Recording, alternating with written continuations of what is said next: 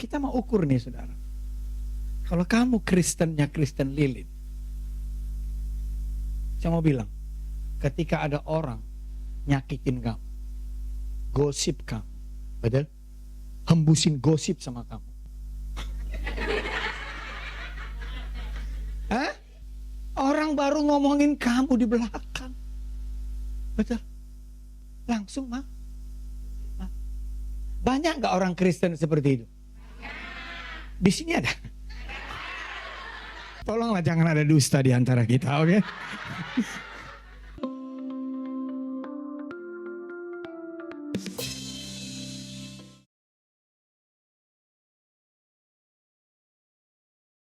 Selamat pagi Bapak Ibu semua teman-teman, Shalom. Ya, puji Tuhan. Karena Peter Wagner, salah satu pakar pertumbuhan gereja bilang begini, penginjilan yang paling efektif, salah satu penginjilan yang paling efektif adalah church planting, nanam gereja. Nanam gereja. Buka gereja. Gereja itu nggak selalu harus seperti ini, tapi gereja dimulai dari apa? Kelompok-kelompok kecil, cell group. Ya. Kami di Malaysia hampir 2001 kita start nanam gereja. Sekarang total hampir 60 gereja di seluruh Malaysia. Saudara tahu, gereja-gereja itu kita tanam bukan orang-orang banyak seperti ini. Banyak yang kita mulai itu di tepi-tepi jalan begini. Karena kita belum ada gedung. Kita mulai di situ, kumpulkan 5, 6, 10 orang berbulan-bulan sampai Tuhan terakses kita kepada gereja-gereja lokal yang bisa kita pakai, saudara. Ya. Saya buka satu cabang gereja, saya sewa gedung seperti ini. Tahu saudara berapa jemaatnya? 1 orang dulu. Saya bilang sama pengerja saya ini karena dia punya hati. Saya bilang, kau suruh bapak sewa gedung, jemaat kita mana gitu saudara. Saya garuk-garuk kepala. Aduh, saya bilang, Pak, tapi gimana Pak, kita nggak ada tempat. Aduh, gimana caranya ini Tuhan? Bukan soal uangnya saudara, tapi kan nggak masuk akal kita sewa gedung sebesar ini, terus kita jemaatnya cuma 1. Saudara tahu? Saya bilang, saya gini aja, Bapak cuma lihat kamu aja. Kalau Bapak lihat kamu semangat, Bapak lihat kamu berapi-api, Bapak lihat kamu orang ini sungguh-sungguh. Oke, Bapak melangkah dengan iman. Saya buka gereja, saya sewa gedung, saudaraku. Jemaat cuma dia aja, saudara. Tapi sekarang gereja itu sudah hampir 10 tahun lebih. Tuhan memberkati berlimpah-limpah. Jemaatnya ya seperti ini. Jumlahnya mungkin bisa lebih banyak. Tapi ya seperti kita Malaysia, kita di sini, come and go karena kontrak kerja, betul? Dari situ pemimpin-pemimpin baru jadi banyak, saudara. Pelayan-pelayan yang militan lahir dari situ, saudara. Kita di Jepang 2023 kami mission trip ke sana. Masuk teman kita, kontak person cuma 1, ex pengerja kami, saudara. Mereka mulai kebaktian pertama di mana? Di taman. Kumpul orang-orang dari berbagai kota datang, ada 10 orang di taman. Oh, berulang-ulang, saudara, itu gak gampang, kita harus terbang jauh, saudara. Sekarang, saudara, apa yang terjadi? Gereja itu sekarang sudah mulai bertumbuh dan mulai bertambah banyak jemaatnya dan mulai mau menanam gereja di kota-kota yang lain. Saya doa jemaat yang ada di tempat ini punya semangat yang sama. Amin. Jangan tapi harus gereja, saudara. Amin. Jangan cuma tapi gak gerak, saudara. Topang gembala. Jangan buka gereja, gembala nggak bisa kerja sendiri. Harus ada saudara yang siap untuk dipakai oleh Tuhan. Boleh tepuk tangan bagi Allah kita, saudara. Amin. Saya akan mengajak kita mulai di sini, saudara. Yuk kita baca 3, 2, ya. Kamu adalah terang dunia. Kata kamu ganti katakan saya. 3, 2, ya. Saya adalah terang dunia. Kota yang terletak di atas gunung tidak mungkin tersembunyi. Lagi pula orang tidak menyalakan pelita lalu meletakkannya di bawah gantang, melainkan di atas kaki dian, sehingga menerangi semua orang di dalam rumah itu. Demikianlah hendaknya terang saya bercahaya di depan orang, supaya mereka melihat perbuatan saya yang baik dan memuliakan Bapa saya yang di sorga. Katakan amin. Tuhan katakan saudara dan saya harus jadi terang. Tuhan mau kita terang. Amin. Garam dan terang, saudara. Nah, tapi hari ini saya ingin berbagi soal terangnya begini. Terang saudara itu terangnya lilin atau api unggun? Terang sih, saudara. Tapi terangnya itu lilin apa api unggun? Tunggu dulu. Jangan ngomongnya api unggun saudara. Tahu-tahu terang saudara lilin gitu saudara.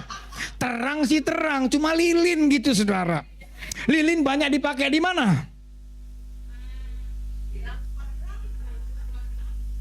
Dan ulang tahun saudara, betul?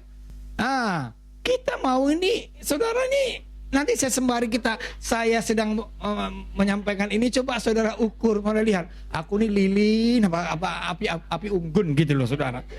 Aku ini terangku ini lilin apa api unggun gitu saudara.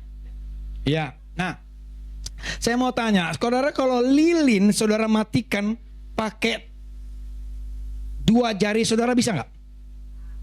Bisa nggak? Ya kan? Kan enggak ada lilin seperti apinya, seperti orang kebakaran begitu, nggak ada lilin apa itu saudara, betul nggak? Betul? Bisa nggak? Bisa kan? Bisa lah. Bisa kan? Saya mau tanya, lilin kalau ditiup, mati nggak? Mati. Apa saudara mau tiup lilin pakai tenaga dalam? Nggak perlu saudara, betul nggak? Tiup aja. Mati ya saudara, betul nggak? Betul. Bahkan kadang-kadang sejak COVID orang nggak mau lagi tiup lilin ulang tahun, tapi takut ada nafas naga masuk gitu saudara ya. Wah, gitu saudara, mati gitu saudara. Betul nggak saudara? Lilin, saudara ada lilin 20, suruh masak air pakai lilin, kira-kira masaknya tahun berapa selesai? Hah? Sampai second coming Yesus datang gak masak-masak dia saudara. Betul? Gak bisa rebus air. Betul gak? Siapa saudara pernah masih punya pengalaman masak pakai kayu bakar? Masih, jangan pura-pura lupa karena sudah di Hong Kong.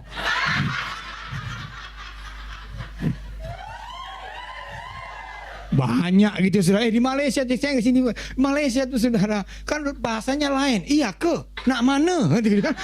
Saudara kamu ini orang Indonesia, BTL Batak tembak langsung saudara. Iya kan. Lah telepon sama mamanya. Iya mama. Iya ke, mak di mana? Lo anak mamanya bingung di kampung saudara. Iya. Lu baru 2 tahun di Malaysia belagak bahasa langsung berubah gitu saudara ya. Iya saudara.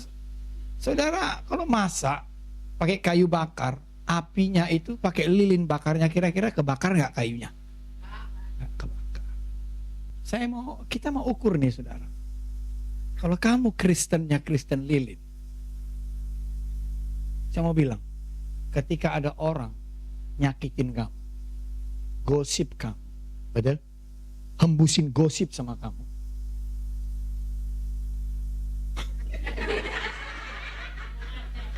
Hah? Orang baru ngomongin kamu di belakang. Betul? Langsung mah. Banyak gak orang Kristen seperti itu?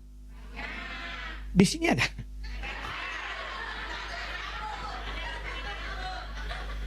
Tolonglah jangan ada dusta di antara kita, oke? Tidak sedikit jemaat tuh seperti itu, para pelayan. Baru kena proses satu dengan yang lain, ditegur, dinasihatin, digosip, waduh langsung mati. Betul nggak? Dapat difitnah gitu, langsung mati.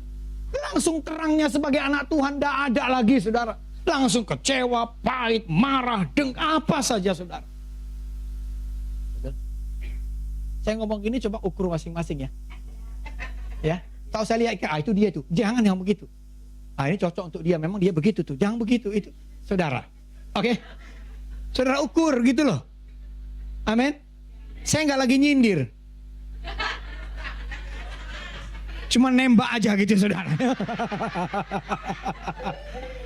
Loh, kita ketawa tolong tapi dapat pesannya ya, serius ya. Oke, saudara. Kalau saudara Kristennya lilin, terang sih terang, betul. Tapi itu, kalau kamu kena gosip, kena fitnah, dapat tekanan, ditekan dengan persoalan pergumulan, wah saudara ditekan, di bos nekan, di tempat, di mana lagi, di pelayanan ditekan misalnya, oleh pemimpin kita dalam arti, wah harus begini, harus begitu. Bisa terjadi nggak? Bisa, saudara. Ditekan lagi sama teman-teman kita yang lain. Bisa nggak? Bisa. Tapi kalau terangmu seperti kalau kamu Kristennya lilin, maka tekanan itu sekeplep langsung mati. Betul?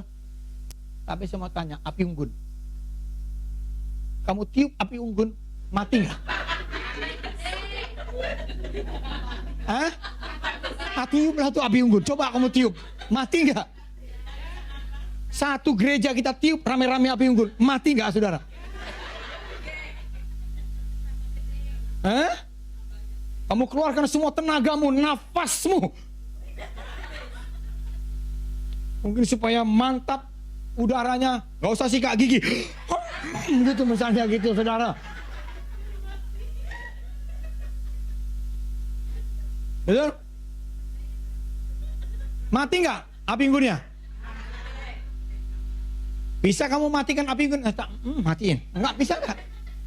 Bisa nggak? Sama. Teman-teman, kalau apimu api unggun, terangmu tuh api unggun. Sebesar apapun persoalan, pergumulan, fitnah, gosip, apapun itu yang menyakitkan, yang datang dari luar menghantam saudara, Anda tidak akan pernah mati. Rohaninya, apinya. Amin. Iya. Kenapa banyak orang Kristen sama? Kenapa yang mau berbeda? Itu yang saya bilang tadi. Apinya apa ini sekarang? Kamu apinya lilin apa enggak? Terang sih, terang. Saya mau tanya, pengaruh terang lilin dengan api unggun, mana yang paling luas? Paling jauh? Api unggun dong. Betul enggak? Lilin kamu taruh di sini, kemungkinan terangnya itu di sini masih jelas. Sana sudah redup lihatnya, betul enggak? Enggak jelas. Tapi coba api unggun, terangnya jangkauan. Boleh nangkap nih arah khotbah saya? Kalau terangmu terang seperti api unggun, pengaruhmu itu akan sangat jauh. Orang dari jauh bisa lihat gereja kita kalau apinya api unggun. Saya percaya orang dari seberang pulau, seberang negara, dari manapun mereka tahu di sini ada api yang besar, saudara. Karena menerangi sampai jauh, saudara. Setuju katakan amin? Saudara takut nggak dekat dengan api lilin? Berani nggak dekat saudara? 1 meter, 1,5 meter, berani nggak dekat? Coba api unggun.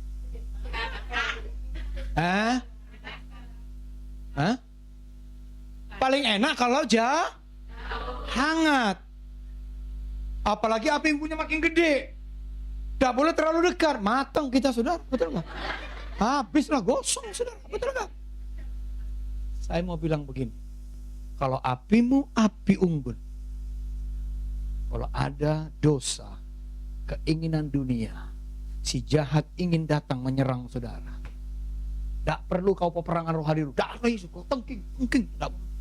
Saya nggak bilang nggak penting tengking ya, gini, karena apimu besar,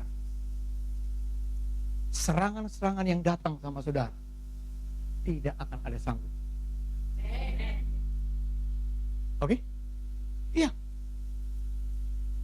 Saya tidak menafikan atau mentiadakan tidak ada peperangan rohani atau nggak ada serangan si iblis. Pasti ada dong. Karena iblis pengen mengganggu kita. Betul nggak? Tapi saya mau bilang kepada teman-teman, kalau apimu besar dalam dirimu sebagai anak Tuhan, apapun yang coba datang yang buruk, yang nggak benar, yang merusak, mengganggu, mengintimidasi, kuasa kegelapan apapun, termasuk orang-orang yang punya niat jahat sama saudara, tidak satu pun bisa menembus kekuatan saudara. Sama seperti saudara, kalau ada api yang besar begitu, gak berani saudara mendekat, takut, saudara takut. Tapi coba lilin, gak takut saudara, betul gak? Karena saudara mampu untuk mematikannya. Tapi kalau api unggun, gak ada orang berani saudara. Jadi secara spiritual saya mau bilang, kalau kamu sebagai anak-anak Tuhan, oke, di perantauan ini banyak tantangan gak? Banyak pergumulan gak? Banyak serangan gak? Banyak gangguan nggak?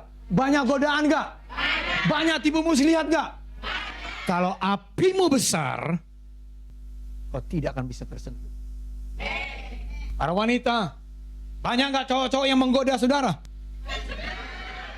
Oh, nggak ada ya? Takut sama saudara, garang, galak gitu saudara. Janganlah, tetap jadi wanita yang lembut. Amin. Perkasa rohnya, tindakannya lembut. Amin. Jangan kalau cowok datang apa, jangan begitu saudara. Mana orang mau datang saudara? Aduh, takut saudara. Jangan pasang tampang Gajah Mada saudaraku ya. Lembut lah sikit gitu saudara ya. Baik ya. Tapi saya mau masuk poinnya. Saya masuk poinnya begini. Kalau apimu api unggun sebagai anak Tuhan, serangan apapun datang sama saudara, godaan apapun, hal-hal buruk apapun yang dirancangkan oleh si jahat yang ingin menjatuhkan saudara, karena apimu api unggun saudara, besar, kuat, panas, maka itu tidak akan menyentuh saudara. Betul? Saya mau tanya, kalau kau masak air pakai lilin apinya, kira-kira masak apa enggak? Jangankan suam, aduh nggak bisa, kau bisa cuci tangan di situ. Betul? Tapi coba kamu masak air pakai api unggun, kira-kira masak? Coba kamu bakar ikan, bakar daging pakai lilin, kira-kira masak apa enggak? Masak enggak? Tapi coba pakai api unggun, sang selesai. Betul? Kalau kamu Kristennya hanya lilin, kira-kira bisa membawa perubahan enggak? Terangnya ada. Bisa enggak membuat hidup orang berubah? Karena kau enggak panas. Betul? Ada nggak orang Kristen? Kristen sih dia, terang, tapi hidupnya nggak membawa perubahan sama orang lain. Teman-teman di sekitarnya nggak berubah, karena dia harusnya kita ada, orang lain harus berubah. Betul? Walaupun nggak instan, walaupun nggak tiba-tiba perlu waktu, tapi minimal ada perubahan. Kalau hidupmu terangnya seperti lilin, seburuk apapun orang di sekitar saudara, serusak apapun orang di sekitar saudara, sebejat apapun orang hidupnya, tapi kalau kamu apinya seperti api unggun, hidup orang itu pasti berubah. Karena api yang ada dalam diri. Daging mentah gak mungkin kita makan kan? Walaupun ada ikan-ikan seperti yang Jepang punya ikan itu apa tuh? Apa namanya? Yang apa? Bukan yang potong-potong itu apa namanya itu? Sushi gitu saudara. Kan ada yang mentah-mentah boleh makan, tapi kan gak semua. Itu mungkin sudah direbus, ya sudah diapain gitu saudara. Tapi daging yang mentah, air yang, telur yang keras tadinya kali dimasukkan, telur yang lunak dimasukkan ke dalam air yang panas, berubah. Betul? Daging kita bakar di api unggun, tadinya nggak mungkin dimakan, bisa kita makan karena terjadi perubahan. Karena kalau saya nggak buat ilustrasi atau contoh seperti ini, Anda nggak menangkap nanti pesannya. Tapi saya percaya sampai sejauh ini saya sudah bisa menangkap kan, teman-teman ya. Karena ini yang Tuhan mau buat kita. Saya mau terang sih oke, panas ya, tapi kalau lilin apa api unggun gitu. Kalau api unggun, panas begitu, hidupmu akan membawa perubahan sama orang. Itu nggak bisa, pasti berubah. Cepat atau lambat orang-orang di sekitar saudara, situasi di sekitar saudara akan berubah. Atmosfer di sekitar saudara akan berubah. Yang tidak baik, yang negatif akan berubah jadi positif. Yang buruk jadi baik, betul? Ya. Karena hidupmu, apimu, api unggun membawa perubahan, membawa kehangatan. Kehadiranmu, api unggun itu membawa kehangatan enggak? Wah, lilin bisa hangat enggak? Oh, kasih 20 pun lilin di situ suruh hangat, dari sangat. Ketika kamu api-api unggul, teman-temanmu yang suam-suam kuku, yang ogah-ogahan sama Tuhan, yang malas-malas, hidupmu karena engkau apinya api unggul, teman-temanmu akan terbakar semangat berapi-api karena hidup saudara. Itu loh. Amin. Terangmu jangkauannya jauh. Orang dari jauh tahu, oh si kita bagus tuh, bener tuh. Orang akan datang kepada Kristus lewat hidup saudara. Karena terangmu itu loh sangat. Saya mau katakan, kalau kamu terangmu itu seperti api unggun, ada enggak binatang-binatang serangga buah bisa bertahan di api yang menyala seperti itu? Hidupmu apinya api unggun, teman-teman.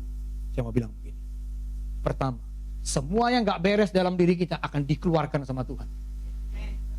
Ya, karena enggak betah. Semua yang negatif, yang gak betul dalam hidup kita ini akan dipaksa keluar sama Tuhan. Karena api itu begitu besar dalam diri kita. Maka sifat-sifat, karakter-karakter, dosa-dosa yang disembunyikan itu akan dikeluarkan. Karena api Allah itu panas, dahsyat dalam diri kita. Termasuk ketika kamu melayani orang lain. Orang lain mau bohong-bohong, nyimpan-nyimpan dosa. Tapi karena apimu besar, tidak bisa. Dosa yang dia simpan akan muncul keluar. Karena panas yang dari dirimu itu akan memunculkan semua yang tidak baik itu. Artinya apa? Membuat orang lain akan dipulihkan. Amin. Maka teman-teman kalau konseling gak usah korek-korek dosa orang. Kamu ngapain? Ngapain saudara? Aduh, gak usah begitu. Ngapain? Amin. Dosa korek-korek begitu kayak kita kurang kerjaan aja saudara. Betul gak? Ya biarkan kalau apimu panas. Orang gak tahan bohong sama saudara. Orang gak tahan tutupin dosanya. Orang gak tahan hidup munafik di hadapan saudara. Amin. Kenapa? Apimu itu dahsyat, luar biasa. Siap? Jadi sementara saya khotbah ini mulai aku lilin Tuhan atau api unggun Tuhan. Oke, periksa ya. Ya, gak usah tahu apa. Lilin. Oh, gak usah. Gak usah. Itu PR saudara masing-masing. Oke? Itu. Amin. Nah, kita masuk poin terakhir. Ya. Lalu bagaimana sih agar menjaga api Tuhan itu luar biasa dalam diri saudara? Seperti api unggun. Satu. Ayolah, masing-masing harus terhubung karena sumber api itu Tuhan. Amin. Kenapa Musa dipakai Tuhan luar biasa? Karena dia datang mendekat kepada api Tuhan di atas gunung, burning bush, semak belukar yang terbakar ini. Kenapa Pentakosta itu tandanya itu api turun? Kenapa 12 murid bisa mengguncangkan dunia? Terhubung dengan Tuhan. Amin. Masing-masing terkonek dengan Tuhan. Jangan cuma pintar nyanyi, ku terhubung denganmu. Nah, jangan cuma nyanyi aja, tapi gak pernah terhubung rohnya, gak pernah terhubung hidupnya dengan Tuhan. Oke? Baterai kita ini bisa habis gak? Kalau habis diapain? Dan mau beli baru lagi Pak, udah habis baterainya Pak? Enggak kan? Anda harus ambil colokannya, ada kabelnya, saudara cari di mana ada power. Oke? Udah itu aja. Simpel kok, sama dengan kita. Kalau apimu sudah mulai redup dengan Tuhan, ayo terkonek dengan Tuhan. Tadi sangat luar biasa, ada jam-jam doa. Ikut doa. Jangan cuma minta didoakan. Titip doa lagi. Waduh, saudara. Ikut berdoa. Terkonek. Kedua, penuh Roh Kudus. Ketiga apa? Ini bukan soal nyanyi. Karena gak semua orang bisa nyanyi, betul gak? Semua orang bisa nyanyi, cuma kadang-kadang notnya gak jelas gitu saudara. Karena hanya Tuhan dan malaikat yang ngerti notnya saudara. Ada orang nyanyi begitu saudara. Wow, saya saudara kalau nyanyi di antara jemaat gitu, kalau ada yang suaranya agak sumbang-sumbang, Tuhan tolong saya Tuhan. Dia masuk hadirat Allah, saya keluar dari hadirat Tuhan. Karena suaranya itu loh saudara. Nah teman-teman, yang ketiga ini jaga api itu supaya makin hari banyak masuk hadirat Allah. Bukan nyanyi, tapi Anda harus mengalami hadirat Allah begitu kuat. Saudara worship, prayer. Api. Walaupun saya sebagai gembala tugas begini, saya masih mimpin pujian. Doa-doa pagi gereja kami Rayon 20. Setiap pagi Senin, besok pagi itu kami ada doa. Saya ngurusnya, saya ngatur itu sudah. Kadang-kadang saya mimpin doa pagi di cabang, saya mimpin doa pagi. Masuk saya juga, karena saya tugas saya selalu. Kadang-kadang di PPLN Asia, kadang-kadang PT-nya Rayon 20, saya mimpin pujian saudara. Karena saya mau juga api Tuhan. Karena EPT itu menjadi satu platform, satu tempat di mana api Allah dicurahkan di situ. Karena saya waktu pelayanan saya perlu api Tuhan. Karena saya nggak punya skill nggak juga saya saudara. Saya perlu api Tuhan. Kalau saya pelayanan kemana perlu api Tuhan. Karena peperangan rohani lintas kota, lintas bangsa, itu peperangan rohani saudara. Itu gak gampang. Tapi waktu ada api Allah dalam diri kita, kemanapun kita pergi kita melihat Allah menyertai, Allah buka jalan, Allah memberkati dengan luar biasa. Amin. Api Allah. Berikutnya bahasa roh. Katakan bahasa roh. Jangan latah, tapi betul-betul bahasa. Jangan begitu saudara. Bahasa roh betul-betul Anda merasakan seperti saudara lagi nyedot sebuah kekuatan dari sorga masuk dalam diri saudara. Anda merasakan ada panasnya Allah membakar saudara. Bukan lip service bahasa rohnya, tapi juga bukan juga tipe bahasa rohnya yang harus meledak-ledak begitu kan. Misalnya orang Jawa nggak bisa juga suruh kayak orang Batak, orang Ambon ngomongnya gede-gede gitu saudara. Iya kan? Pasti lebih halus lah gitu saudara. Betul? Ini bukan soal suara besar, suara kecil, tapi apa yang kau dapat waktu kamu berbahasa. Oh rabahana makuliya bakaraba syikiriya rabakara laba. Oh rabasyakara, merasakan ada api Allah. Bahkan. Katakan amin. Iya, tempat apa? Kekudusan, holiness. Amin. Kekudusan Allah itu kunci api Tuhan menyala dalam diri saudara. Kalau enggak bocor. Ada celah, bocor. Apinya. Energinya bocor, sudah. Selama tabung gas, ada gas di dalam, api terus bisa menyala, betul? Tapi kalau tabungnya kosong, api mati. Holiness. Menjaga tabung gas rohani kita ini tetap full. Berikutnya apa? Pikul mau jaga api, pikul salib, bukan pakai salib.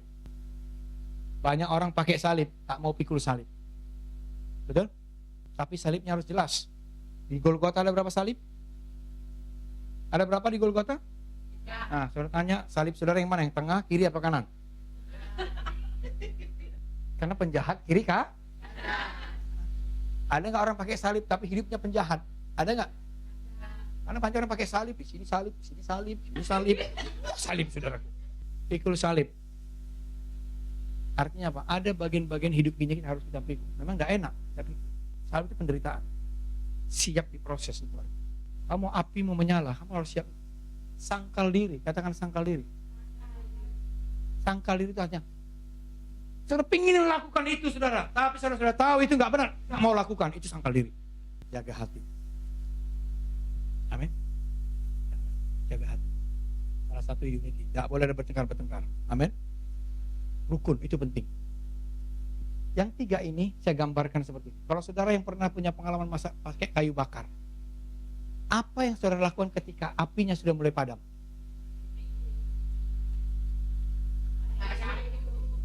Apa? Tambah kayu. Betul? Api unggun itu terus mau menyala, kayu nggak boleh berhenti, karena kayu dibakar dong. Kayunya berhenti, kayunya habis, mati apinya. Kamu mau apimu terus menyala, kayu nggak boleh berhenti, dimasukin ke dalam api yang ada. Kayu itu apa? Diri kita. Kalau kamu nggak mau pikul salib, sangkal diri, kalau kamu nggak mau bayar harga, kalau kamu nggak mau menderita bagi Kristus, kalau kamu nggak mau taat melakukan apa yang perintah Tuhan, saya mau katakan apimu sebentar lagi akan padam.